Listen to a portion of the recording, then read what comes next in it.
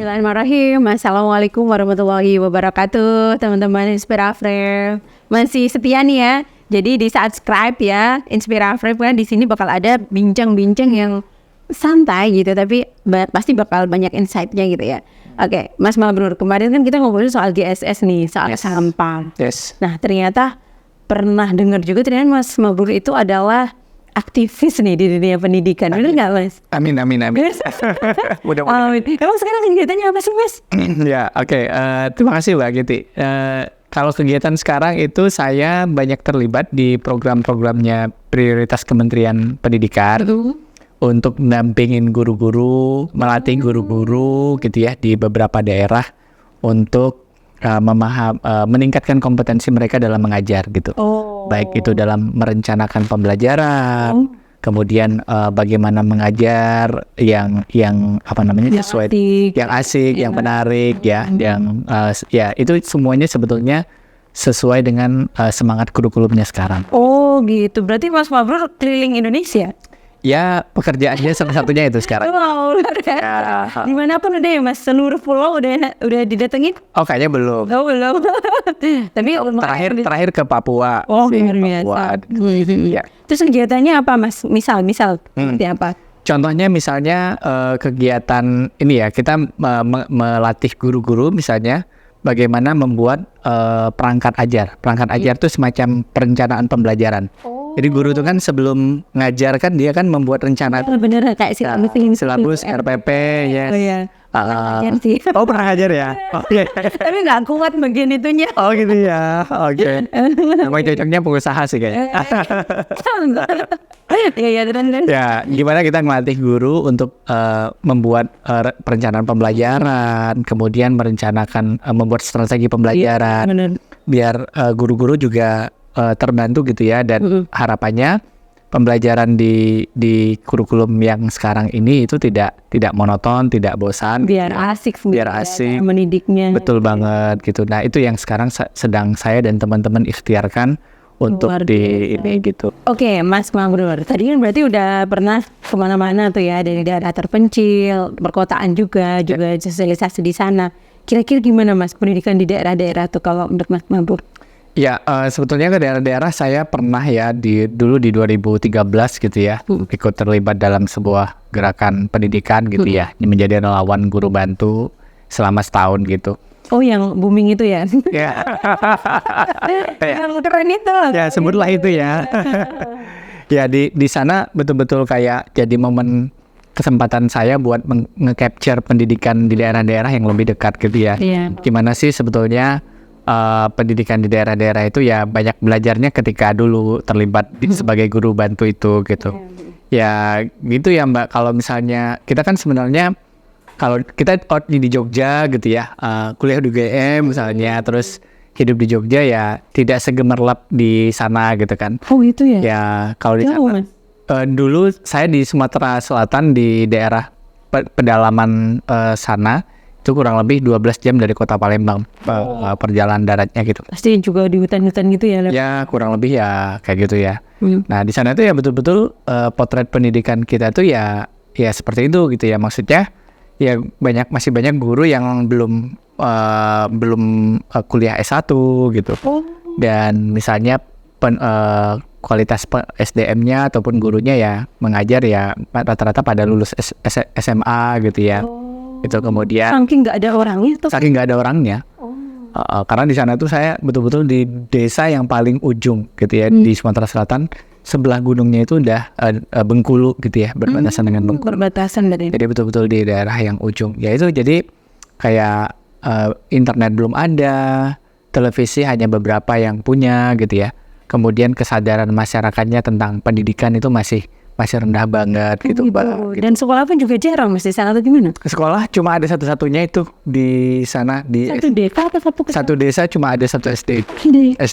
Ya Allah. Nah itu kan sebenarnya dulu SD cabang ya, dulu dia gabung sama SD sebelah, desa sebelah, tapi karena ada pemekaran desa, jadi ini yang jadi SD cabang dulu, kemudian menjadi SD sendiri gitu. Berarti kayak cabangnya. Oh ya. gitu. Berarti sebenarnya cuma satu malah. Iya, cuma satu. Allah. Iya. Belum SMA-nya. SMP-nya berapa? Oh. SD-nya aja satu. SMP-nya harus jalan, kalau pakai kendaraan harus 2 jam menuju ke SMP-nya. Terus orangnya naik.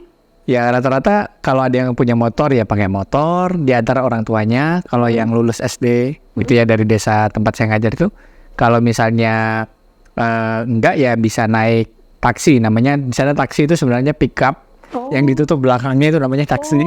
Oh, itu beneran ada ya berarti ya? Beneran ada, Mbak. Tak kirain anak-anak lagi seneng aja numpang kayak gitu. Terus itu kendaraan wajibnya. Kendaraan wajib, dan itu misalnya kayak masyarakat dari desa saya gitu, misalnya mau ke kota, mau ke kabupaten, itu ya kadang-kadang di sana campur bawa hasil pertanian, kemudian membawa kambingnya, ayamnya, bareng-bareng sama anak sekolah di taksi Itu di tahun berapa waktu itu, Mas? Tahun 2013. 2013? Yes. Kalau di sini aja udah ada yang nggak sepeda, sepedaan udah nggak ada. Iya. Naik motor dan naik dibawa mobil gitu ya. Yes. Terus di sana masih gitu ya? Masih gitu. Luar Ya, biasa. masih seperti itu gitu. Itu masih yang Sumatera gitu ya? Mas Sumatera. Iya. Ya. Terus kemarin waktu ke Papua misal? Ya di Papua kemarin saya pernah sempat ke ini ya, daerah apa namanya, Sorong, dari Sorong kemudian pakai pesawat lagi sekitar 2 jam itu ke Manokwari. Oh, Manokwari. Manokwari ya, di sana ya memang ya juga seperti itu ya. Kalau di sana kan saya ke sana kemarin terakhir memang dalam rangka melatih guru-guru ya. Nggak sempat seperti kesempatan 2013 itu Mbak Kiti bisa hidup di sana selama 1 tahun. Kalau kemarin kan cuma melatih guru-guru selama 1 minggu gitu ya. Iya. Ya di sana juga ya itu apa namanya ya, kita nggak bisa membayangin ya kalau misalnya potret pendidikan di kota itu kita samakan dengan di sana gitu. Memang nggak sama sekali nggak sama. Sama sekali Berbeda. beda ya. Ya gurunya, ya fasilitasnya, ya aksesnya dan sebagainya. Semuanya memang semuanya penuh keterbatasan gitu. Berarti ketika Mas kesana, orang kesana tuh benar-benar kayak pencerahan gitu gak sih? Ya. Ini kayak yang wah akhirnya di gitu. Tapi sebetulnya gini sih Mbak, aku tuh sering di dalam beberapa kesempatan gitu ya, niatnya misalnya pengen melatih, pengen beri pelatihan gitu, tapi justru akunya yang belajar gitu loh. Maksudnya Ya kayak kenapa aku belajar, karena ketika sampai sana itu semangat gurunya belajar luar biasa. gitu. Ya. Berarti nggak hanya kayak formalitas, ayo pelatihan, tapi Betul. Mereka itu betul-betul ketika ada orang dari Jakarta atau dari Jawa gitu ya, mereka sangat menghormati kita, memuliakan tamu. Kemudian beberapa juga ketika hadir di sana itu semangat belajar gurunya itu luar biasa. Sampai-sampai ketika pelatihan tuh anaknya dibawa. Nah, anaknya dibawa ya kader NA. gitu ya. Sambil ini ya, sambil rapat, sambil ini bawa anak ya. Di sana semangat biasa. Semangat. Jadi malah yang dapat insight itu sebenarnya kami gitu ya. Iya. Matanya terbuka gitu. Ya, oh ini semangatnya keren gitu. Benar. Oke, berarti kan gini Mas, nggak rata ya. Berarti kan di Jawa sama di sana gitu ya, di daerah-daerah lain di Indonesia. Terus sekarang di Jawa aja kurikulum yang sering gonta-ganti juga, gitu kita keluaran kebingungan gitu Mas. Nah kita nggak bisa mikirin di sana kayak apa gitu Mas. Ada nggak misal kesulitan gitu di sana? Ya sebetulnya ini ya, karena kita kalau bicara Indonesia itu kan sangat diverse gitu ya, sangat beragam gitu kan. Jadi ya memang mungkin isu penyesuaian kurikulum di Singapura nggak seheboh di Indonesia gitu kan. Karena kalau Singapura kan ya udah ada penyesuaian kurikulum ya lingkup negaranya kecil gitu ya, dan itu kayak kecamatan di sini gitu kan, kurang lebih kan. Tapi kan kalau di Indonesia kan kita kan kayak bicara kayak ya ada Sangihe, ada Rote, ada apa Aceh gitu ya, yang itu apa ya saking multikulturalnya gitu ya. Jadi memang kadang akses pendidikan, informasi pendidikan itu tidak secepat didapat oleh guru-guru yang ada di sini gitu. Nah itu tantangan pendidikan di daerah gitu ya. Nah untungnya di kurikulum kita sekarang itu kalau dulu kan lebih cenderung kayak top down gitu ya Mbak gitu ya. Jadi ada kebijakan dari pusat, nih laksanain nih, ada perubahan kurikulum, teman-teman harus melaksanakan ini. Tapi sekarang itu salah satu yang membuat saya sangat bersyukur adalah gimana kurikulum sekarang itu didesain untuk jadi bottom up gitu loh Mbak. Jadi gimana di kurikulum Merdeka sekarang itu kan sebetulnya sekolah kembali diberikan keluasan untuk menentukan kurikulum, metode, materi, cara pengajaran, dan sekolah boleh menentukan dan mendesain kurikulum kekhasannya sendiri gitu. Oh gitu ya? Yes, jadi itu per apa? Per kecamatan? Per sekolah? Per sekolah Mbak. Jadi per sekolah sekarang itu kayak betul-betul sekolah diberikan kebebasan, guru diberikan kebebasan untuk merancang pembelajaran, proses pembelajaran, pendidikan dan sebagainya. Nah, dari pusat itu cuma kayak memberikan rambu-rambu gitu loh. Pedoman. Nah, pedoman ya pakemnya. Contoh misalnya kalau pembelajaran itu idealnya panduannya berpusat pada murid gitu ya. Kemudian bagaimana mengakomodir kemampuan beragam murid gitu ya, yang disebut dengan istilah pembelajaran terdiferensiasi sekarang. Jadi pembelajaran yang menghargai capaian masing-masing murid dan sebagainya. Nah, saya melihat ini sebetulnya daerah ataupun sekolah-sekolah daerah lebih punya peluang gitu ya untuk kemudian mendesain kurikulumnya sendiri, memajukan satuan pendidikannya masing-masing. Karena sifatnya bukan lagi top down tapi bottom up. Jadi gimana sekolah diberikan ruang untuk berekspresi, disesuaikan sama budayanya juga. Betul. Yes. Kemampuannya, budayanya, capaian masing-masing itu semuanya disesuaikan. Karena nggak bisa distandarisasi gitu ya. Nah, itu persoalannya. Jadi bagaimana mungkin ya kalau kita merefleksikan praktik pendidikan sebelumnya, kita yang sekolah di Jakarta, Jogja gitu ya, kita mendapatkan soal yang sama untuk menentukan kelulusan dengan anak-anak yang di Papua, di Sumatera, di Kalimantan, sebagainya. Tapi gimana, sudah bisa dirasakan belum kalau sekarang gitu? Setelah dicanangkan kurikulum itu sampai sekarang gitu? Ya, begini ya, kalau hasil riset yang mengukur efektivitas kurikulum sekarang memang belum ada ya secara ilmiah ya.